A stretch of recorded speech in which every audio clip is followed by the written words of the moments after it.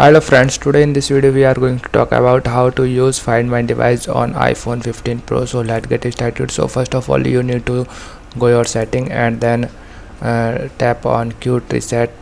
Okay, when you tap on it you can see a new interface just like this. Here you can see option of Find My Device and just tap on it. When you tap on it you can see a new interface.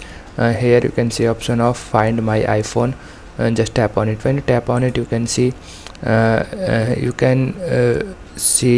the Find My Device feature is activated, but if you want to deactivate it, simple toggle the switch. Okay, when you tap on the switch you can see here to accept the turning off you will be required to enter your password, Apple account password. Okay, so that's all in this video. I hope you like this video. If you like this video then please hit a like button. Thank you.